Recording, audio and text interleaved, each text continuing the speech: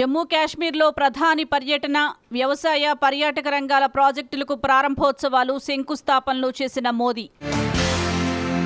హైదరాబాద్ రామగుండం రహదారిపై భారీ ఎలివేటెడ్ కారిడార్కు భూమి పూజ చేసిన సీఎం రేవంత్ రెడ్డి. జపాన్ వేదికగా తొలి రైసినా సమావేశంలో ప్రసంగించిన విదేశాంగ మంత్రి జైశంకర్, భారత్ వేగంగా అభివృద్ధి చెందుతోందని వ్యాఖ్య. గవర్నర్ కోటా ఎమ్మెల్సీల నియామకంపై హైకోర్టు కీలక తీర్పు. కోదండరాం, అమీర్ అలీఖాన్ నియామకం కొట్టివేత. ఖేలో ఇండియా పోటీల విజేతలకు ఇకపై ప్రభుత్వ ఉద్యోగాలు, క్రీడాకారులను ప్రోత్సహించడమే తమ లక్ష్యమన్న కేంద్ర మంత్రి అనురాగ్ సింగ్ ఠాకూర్. రైతులకు రాష్ట్ర ప్రభుత్వం అండగా ఉంటుందన్న సీఎం రేవంత్ రెడ్డి, కరువును కలసికట్టుగా ఎదుర్కొందామని వ్యాఖ్య.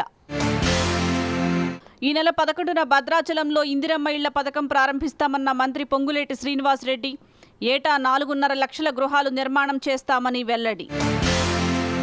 భద్రాచల రామాలయాన్ని అభివృద్ధి చేసేందుకు ప్రభుత్వం సిద్ధంగా ఉందన్న ఉప ముఖ్యమంత్రి, సమగ్ర ప్రణాళికను రూపొందించాలని అధికారులకు ఆదేశం. ఘనంగా సంగీత, నాటక అకాడమీ అవార్డుల ప్రధానోత్సవం, రాష్ట్రపతి ద్రౌపది ముర్ము చేతుల మీదుగా అవార్డుల అందజేత. బ్యాంకింగ్, ఇతర రంగాల్లో ఏటా 10,000 ఉద్యోగాలు కల్పిస్తామన్న మంత్రి శ్రీధర్ బాబు, రాష్ట్రంలో నైపుణ్య వర్సిటీ ఏర్పాటుకు కృషి చేస్తామని వెల్లడి. రంజాన్ మాసంలో ముస్లిం ఉద్యోగులకు గంట వెసులుబాటు ప్రకటించిన ప్రభుత్వం, ఈ నెల 12 నుంచి వచ్చే నెల 11 వరకు అమల్లో ఉంటుందని ఉత్తర్వులు జారీ.